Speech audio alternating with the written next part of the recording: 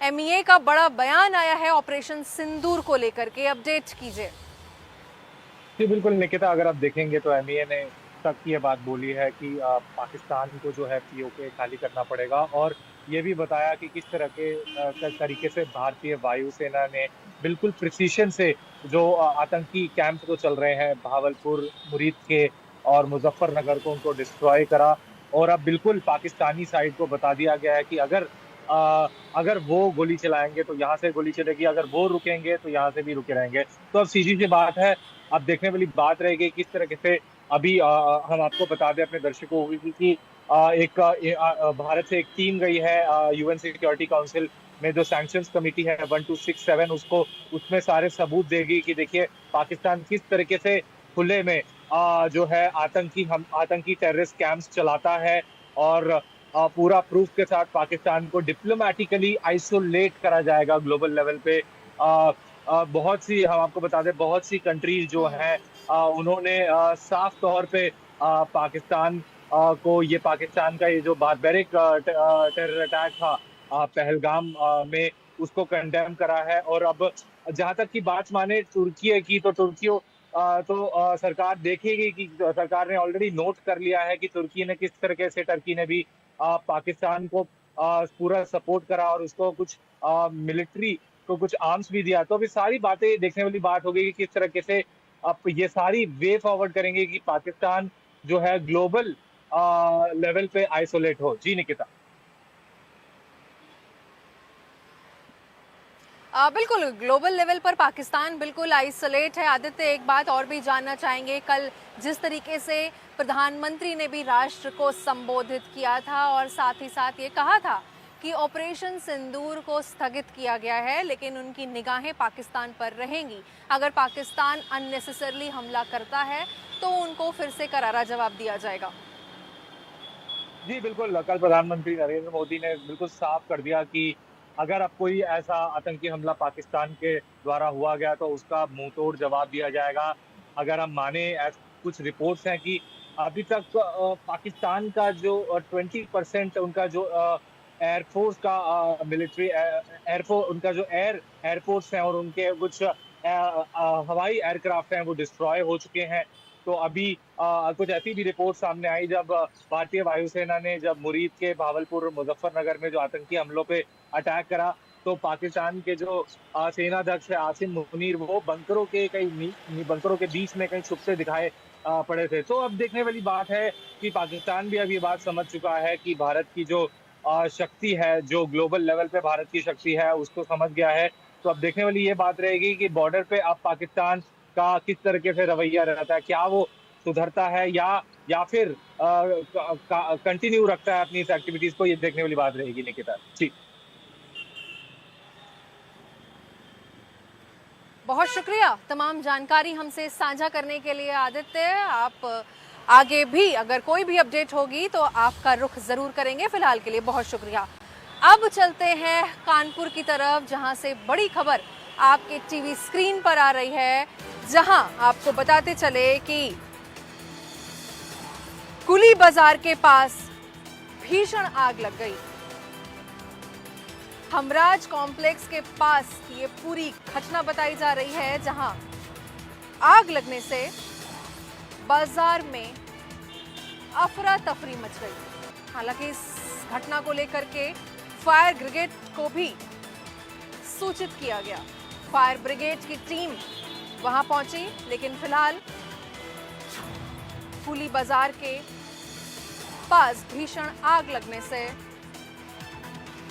काफी कुछ नुकसान भी होता नजर। कानपुर से ये खबर हम आपको बता रहे हैं, जहां कुली बाजार के पास भीषण आग लग गई और इस आग लगने से बाजार में अफरा तफरी मची। हालांकि फायर ब्रिगेड की टीम को भी सूचित किया गया और हमराज कॉम्प्लेक्स के पास की ये पूरी घटना बताई जा रही है। तरीके से कानपुर से जुड़ी ये बड़ी खबर हम आपको दिखा रहे हैं। कानपुर का पूरा मामला और ये घटना, जहां कुली बाजार में भीषण आग लगने से बाजार में और साथ ही लोगों के बीच अफरा तफरी का माहौल।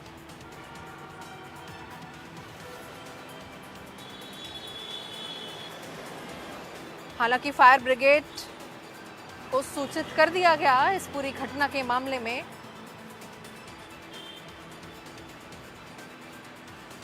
लेकिन जो नुकसान है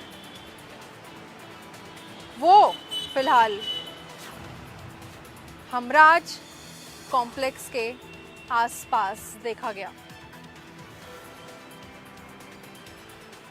कानपुर से ये बड़ी खबर आपके टीवी स्क्रीन पर। हमराज कॉम्प्लेक्स के पास की ये पूरी घटना बताई जा रही है, आपको बताते चले। तो चलिए अब सीधे रुख करेंगे कानपुर से। मेरी सहयोगी ज़ेबा खान इस वक्त मेरे साथ जुड़ गई हैं। ज़ेबा, हमराज कॉम्प्लेक्स में जिस तरीके से ये आग लगने से पूरी घटना बताई जा रही है, अपडेट्स करें। देखिए, ये जगह हमराज कॉम्प्लेक्स नहीं है। पहली बात तो मैं संशोधित करना चाहूंगी, ये कलेक्टरगंज थाना क्षेत्र है, गल्ला मंडी है।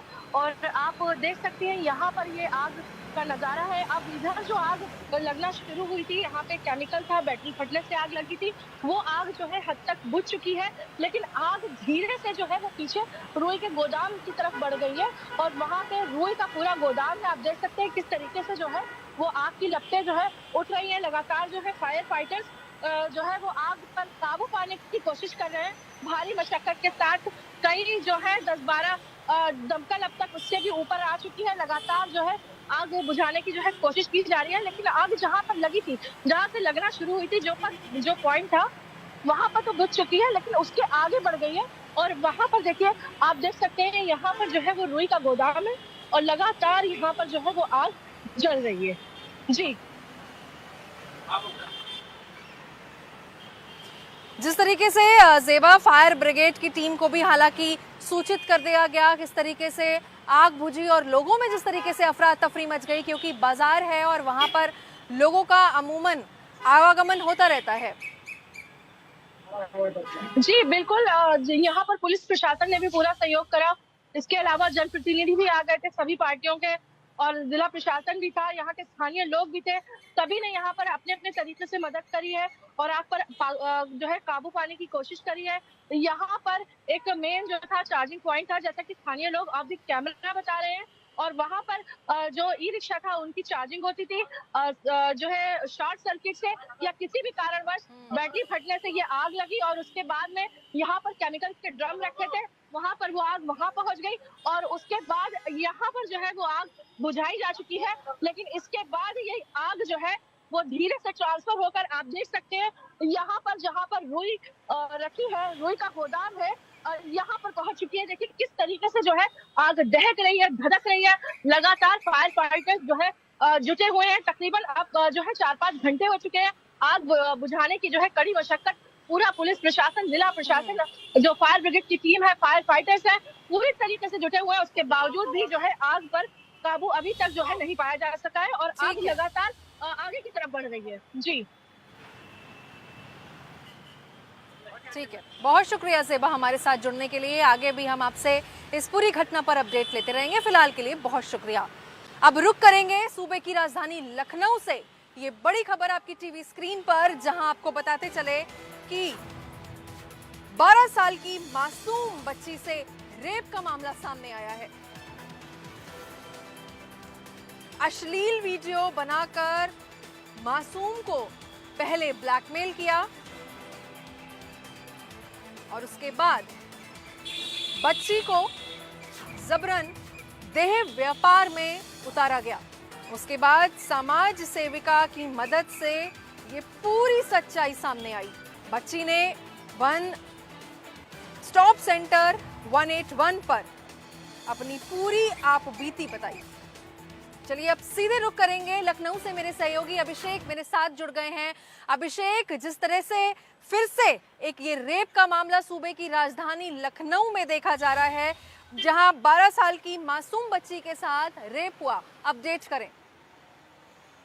बिल्कुल निकिता, लखनऊ के गुडम्बा थाना क्षेत्र की ये घटना है, जहां किराए पर रह रहे एक शख्स ने मासूम को पहले बरगलाया, फुसलाया और फिर उसके साथ अश्लीलता की और फिर इसका वीडियो भी बनाया और फिर उसे कई जगह पर वायरल करने के नाम पर उसका फायदा उठाता रहा। मासूम ने जब इसकी जानकारी दी तो वहां पर कई सारे सामाजिक संगठन इकट्ठा हुए और उन्होंने इस बात की जानकारी फिर पुलिस को दी।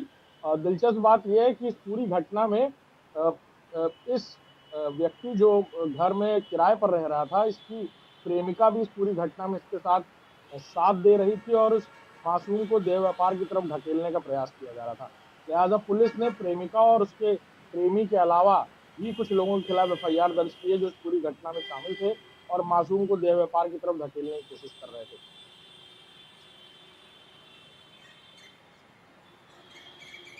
अभिषेक, जिस तरह से समाज सेविका की मदद से ये पूरा केस यानी कि सच्चाई सामने आई और साथ ही बच्ची ने वन स्टॉप सेंटर 181 पर आप बीती बताई, हालांकि पुलिस ने ये भी कहा जा रहा है कि आरोपियों को गिरफ्तार कर लिया गया। शुरुआती दौर में इस मामले को लेकर बहुत सारी जानकारियां नहीं मिल रही थी क्योंकि मासूम की उम्र इतनी कम थी कि वो सही से ये पूरी बात भी नहीं बता पा रही थी कि आखिर असलियत में घटना क्या थी। जिसके बाद 181 जो वन स्टॉप सेंटर है वहां पर जानकारी दी गई, वहां कुछ सामाजिक संगठन इकट्ठा हुए, उन्होंने इस मासूम को काउंसिल किया, उससे जानकारी हासिल की और फिर इसके बाद इस पूरे मामले की पड़ताल और तफ्तीश की गई और इनिशियल इन्वेस्टिगेशन की जानकारी पुलिस को भी दी गई, जिसके बाद पुलिस ने न सिर्फ गिरफ्तारी की है बल्कि इन दोनों को जेल भी भेज दिया गया। चलिए, बहुत शुक्रिया अभिषेक हमारे साथ जुड़ने के लिए। इस मामले पर आगे भी आपसे अपडेट लेते रहेंगे। फिलहाल के लिए बहुत शुक्रिया। अब सीधा रुख करेंगे गोरखपुर की ओर, जहां से गोरखपुर से ये बड़ी खबर आपके टीवी स्क्रीन पर। चिड़ियाघर में बर्ड फ्लू का कहर देखने को मिला, जहां 1 महीने के अंदर 4 वन्य जीवों की मौत हो गई।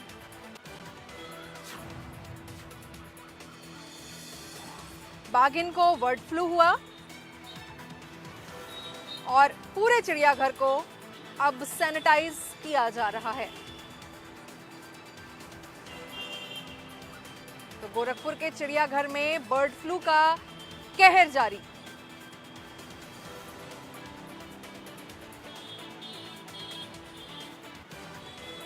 हालांकि बर्ड फ्लू के चलते पूरे चिड़ियाघर को सैनिटाइज भी किया जा रहा है। तो ये गोरखपुर से बड़ी खबर आपको हम बता रहे हैं, जहां चिड़ियाघर में बर्ड फ्लू का कहर और 1 महीने के अंदर 4 वन्य जीवों की मौत हो गई। चलिए, अब सीधे रुख करेंगे गोरखपुर से। मेरे सहयोगी सुशील इस वक्त मेरे साथ जुड़ गए हैं। सुशील, क्या कुछ है पूरा मामला? चिड़ियाघर को अब पूरी तरीके से सैनिटाइज भी किया जा रहा है, बर्ड फ्लू का मामला सामने आया है वहां।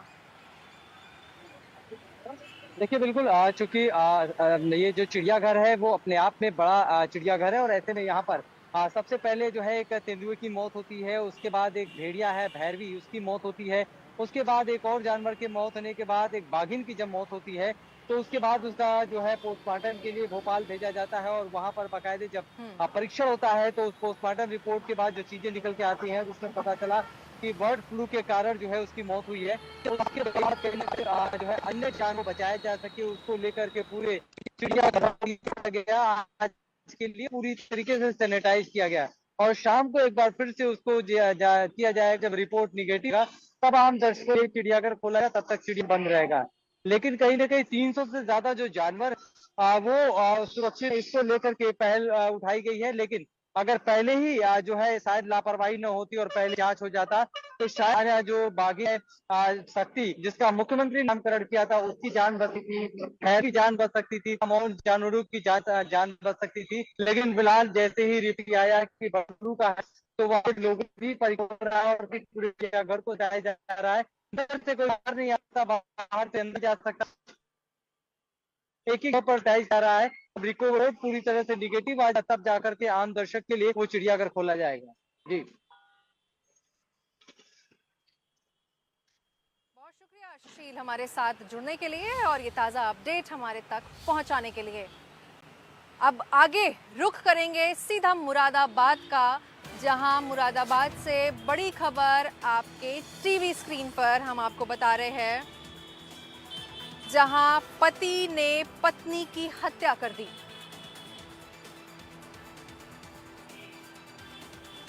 पत्नी का सर काटकर घर में दफन किया गया। यह भी बताया जा रहा है कि पति ने लालच में आकर के पत्नी की हत्या कर दी। घर बेचने के लिए पति दबाव बना रहा था और मंझोला थाना क्षेत्र के टीपी नगर का यह पूरा मामला है। इस पूरी घटना को लेकर के सीधे रुक करेंगे मुरादाबाद से। मेरे सहयोगी शहनवाज मेरे साथ जुड़ गए हैं। शहनवाज, क्या कुछ हुआ? पति ने पत्नी की हत्या कर दी, लालच में आकर के, अपडेट कीजिए। देखिए निकिता, बिल्कुल ये पूरा मामला जो है ये मझोला थाना इलाके के ट्रांसपोर्ट नगर का है, जहां पर एक महिला की निर्मम हत्या उसके पति ने ही कर दी। कहा जा रहा है कि पति द्वारा महिला से उसके मकान को बेचने की बात की जा रही थी, क्योंकि कहा जा रहा है जो महिला है उसके पहले पति ने उसके नाम में एक मकान कर दिया था और ये दूसरा पति था और दूसरा पति लगातार उससे मकान बेचने की बात कर रहा था और जब उसने मना कर दिया तो इसने उसकी हत्या कर दी और हत्या भी निर्मम हत्या की गई और घर के अंदर ही लाश को दबा दिया गया। और यहाँ कहीं ना कहीं जो मुरादाबाद पुलिस है, जो उसकी जो मृतिका है, उसकी मां ने जब पुलिस को तहरीर दी तो इसमें गुमशुदगी दर्ज की गई और गुमशुदगी के आधार पर पुलिस ने जब इन्वेस्टिगेशन की तो इस पूरी घटना का खुलासा हुआ और कहीं ना कहीं हत्या, निर्मम हत्या की गई है। शरीर घर के अंदर दबाया गया और जो उसका महिला का सर था उसको कहीं पास की झाड़ियों में जो है वो फेंका गया। फिलहाल पुलिस ने सर और शरीर दोनों को बरामद कर लिया है, पोस्टमार्टम के लिए भेज दिया है और आरोपी की गिरफ्तारी हो गई है और पुलिस ने आरोपी को जेल भेज दिया। जी निकिता। बहुत शुक्रिया शहनवाज आपका हमारे पास ये तमाम जानकारी पहुंचाने के लिए। आगे भी हम आपसे अपडेट लेते रहेंगे। फिलहाल के लिए शुक्रिया। अब सीधा रुख करेंगे मथुरा कहा, जहां पर मथुरा से बड़ी खबर हम आपको बता रहे हैं टीवी स्क्रीन के माध्यम से। देखिए, जहां पर हनुमान मंदिर के पुजारी की हत्या से सनसनी फैल गई। खून से लथपथ खेत में साधु का शव मिला। बताया जा रहा है कि किसी धारदार हथियार से साधु की हत्या की गई। एक रिटायर्ड फौजी से साधु रामदास का चल रहा था विवाद। जिस तरीके से मंदिर के स्वामित्व को लेकर चल रहा था ये पूरा विवाद। और अब सीधा रुख करेंगे मथुरा का, जहां पर मेरे साथ मेरे सहयोगी वीर नारायण जुड़ गए हैं। वीर, सनसनी फैल गई है जहां पर साधु की एक शार्प वेपन से हत्या कर दी गई है। अपडेट कीजिए। देखिए बिल्कुल, तो मैं बता दूं कि मथुरा के परसाना थाना क्षेत्र के करेला के समीप का ये पूरा मामला है। यहाँ दिल्ली के सादरा निवासी एक भक्त ने मंदिर बनवाया था। यहाँ हनुमान जी की पूजा अर्चना के लिए एक साधु को रखा था। साधु का नाम है रामदास।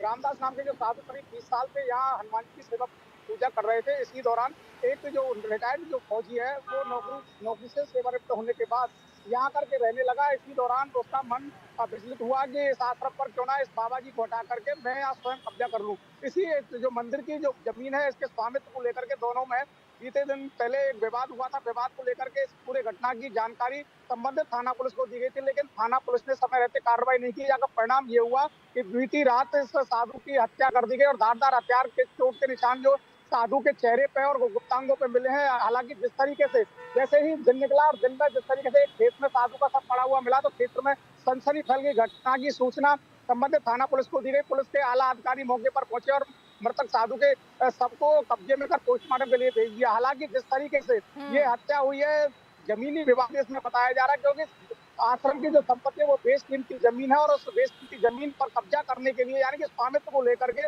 ये हत्या का आशंका इसमें जताई जा रही है। हालांकि पुलिस अलग अलग एंगलों से पूरे प्रकरण की जांच कर रही है। अब देखना यही होगा कि पूरे पुलिस की ये जांच पड़ताल में ये क्या सामने निकल के आता है, क्योंकि ये कोई पहला मामला नहीं है बरसाना क्षेत्र में।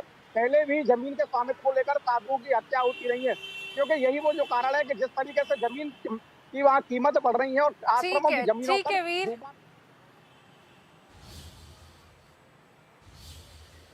बिल्कुल बहुत शुक्रिया हमारे साथ जुड़ने के लिए और ये ताज़ा अपडेट हम तक पहुंचाने के लिए। तो फिलहाल आज के लिए दीजिए इजाज़त।